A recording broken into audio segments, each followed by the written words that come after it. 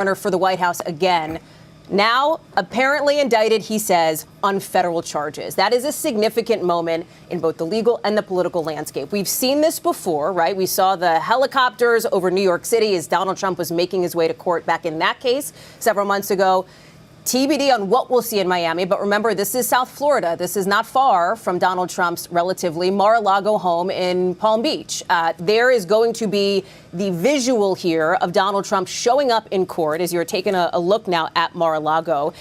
And I think one thing we can be certain of, he will try to turn this to his political advantage despite the legal liability here. The former president is already fundraising off of this. We've seen that even just tonight in the last couple of minutes here. And that is a moment, obviously, Lester, that a lot of people are circling on their calendars. There's still a lot, and we want to be clear about this, a lot that we're working to find out. Our teams are reporting this out as we speak as it relates to the specific charges, the counts, et cetera, and where this goes next, Lester. But we do know that in the next couple of days, another pivotal moment here. I'll tell you what else we're watching. The way that Donald Trump's current competitors in the Republican primary may react to this. We know that in the past, some of them had echoed his claims of partisanship by the Justice Department here as it related to the legal issues he's facing.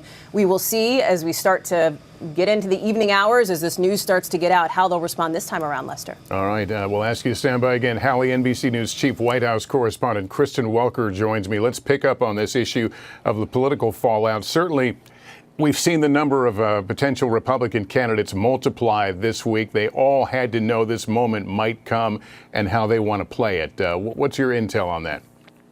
Well, Lester, based on my conversations with numerous officials inside these campaigns, I am told that they are trying to determine how and when to sharpen their attacks against former President Trump. As Hallie just noted, we haven't seen that yet. They really stood behind him during that initial indictment. Will we see that this time around? I think that remains to be seen. I think the debates are going to be a key potential turning point. I stress that word potential because there's some real risk in sharply criticizing Mr. Trump, right? Because no one wants to alienate his base. And so that is why you're seeing so many candidates, Ron DeSantis, Mike Pence, really take a very cautious approach when talking about the former president. I'll tell you who's not, and that is the current commander-in-chief, President Biden. Today, my colleague Peter Alexander asked him about some of the pressure that former President Trump has been putting on the Justice Department. President Biden emphasizing that he has never pressured the Justice Department, so really trying to draw that distinction already, Lester. All right. Thank you, Kristen. Let me bring in former federal prosecutor and NBC News legal analyst Carol Lamb. I'd like to talk about the significance of this happening in Florida. We had all been watching a grand jury in Washington, and then suddenly in the last 2 days, Florida popped up on the map. Where do you think this is going? Yeah, so everyone did think that this was a grand jury that was being run out of Washington, D.C. What we didn't know was whether they were looking at the January 6th events or whether they were looking at the documents case or both. I think the assumption was they were looking at both. When it came to light that a Florida grand jury had been impaneled, it became clear, I think, to most of us that it was pretty likely that that the special counsel had concluded that venue, what we call venue, where the charges should be brought, probably had to be in Florida because that's where the locus, where the primary events took place with respect to the retention of the documents and the obstruction of justice. I think Jack Smith probably researched that a lot and concluded that the safer course was to bring these charges in Florida. So it's going to be a Florida grand jury, a Florida jury, Florida judges, Florida appellate court, all the way up to the Supreme Court. All right, Carol, thank you. I'll ask you to stand by. Let me bring Laura back into this. Laura, the former president, and we've confirmed, as you see on the screen, two sources confirming Mr. Trump will be indicted in the documents probe. But the documents probe is a pretty wide term. Yeah. How many and what are the relative seriousness of the charges at the prosecutor's disposal? Well, the most serious would be obviously showing classified documents to someone who's not authorized to receive them, or even obstructing justice. I mean, that's talking about 20 years there. Of course, we do need to see the precise charges in order to evaluate exactly what he's facing, Lester. And all along, he's maintained that he's done nothing wrong. His defenses have ranged from I can declassify anything I want to I can declassify anything in my mind. But at least on some of the espionage charges, which is what we think might be at play here based on some of our reporting, the prosecutors don't actually have to prove that anything was classified. All they have to prove is that it was national defense information, something that would be useful to U.S. adversaries, and that it was a close hold, and that he didn't have the authorization to receive them. Certainly, he didn't have the authorization to receive them if he was no longer president and he was receiving them at Florida in Mar-a-Lago in an insecure setting. And so it's worth noting here that even though his main defense has been, I can do anything I want, I can declassify anything I want, that might be gutted. And it might also be gutted by the very fact that we have reporting that he said on tape that he knew he couldn't actually show classified information to people, that he was on tape talking about that a document that he had kept after he left the White House left her. So what are some likely avenues of defense with the little information we have here? What are some likely avenues? His best avenue of defense is to say simply, this was a big mistake. My staff simply swept all the documents into a box and shipped them down to Florida because there wasn't a great process for dealing with things. Everything was sort of in a scurry after, I lost the election. And so it really wasn't in my hands. That his best defense would really be one of complete ignorance.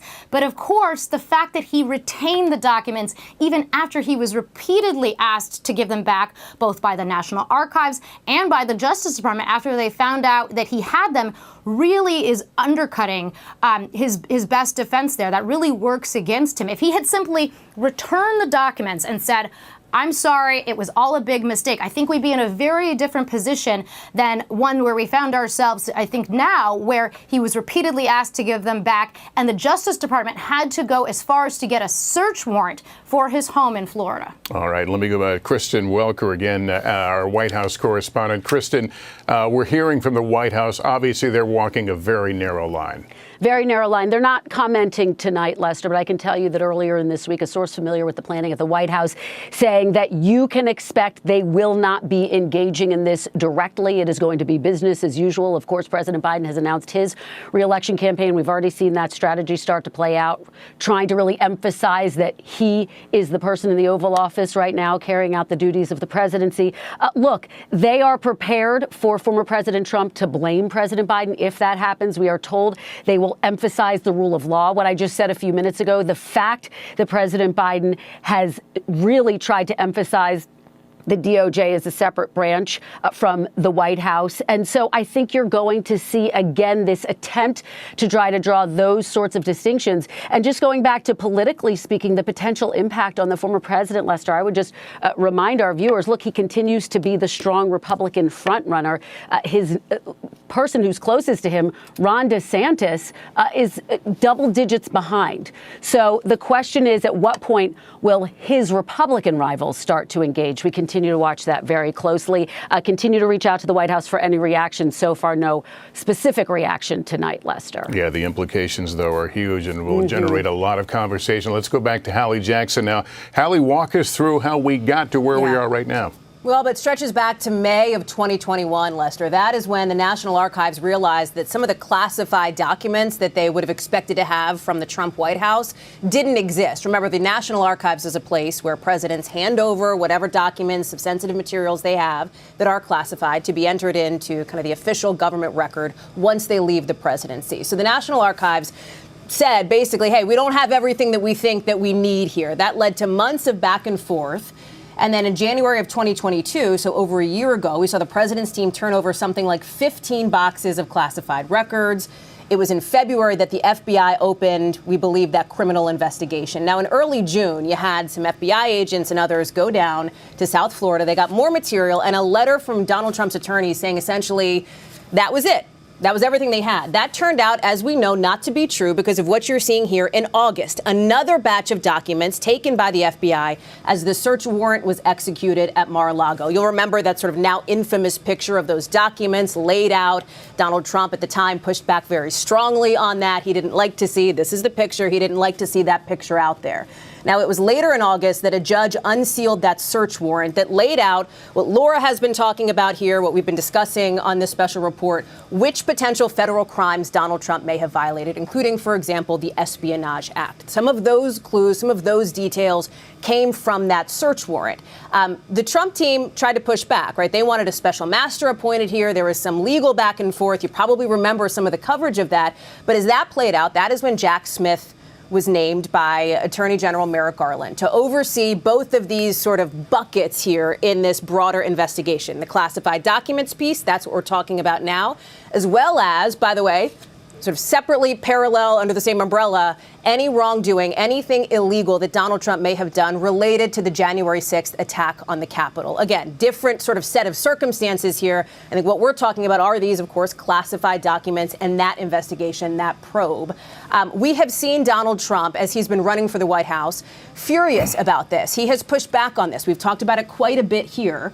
And at this point, the defiance from Donald Trump is set, right? We know that that's happening. The question is, what do the people around him do? And I'm talking about the people who are up against him in the Republican primary. We have seen some of them make a case for their own campaign. And I'm talking about somebody like former New Jersey Governor Chris Christie, who has just announced this week that he is running, push back against this, Lester. Hallie Jackson, thank you. That concludes this NBC News special report. We'll have much more on our streaming channel, NBC News Now. And for those of you West, coming up on NBC News, will have more. I'm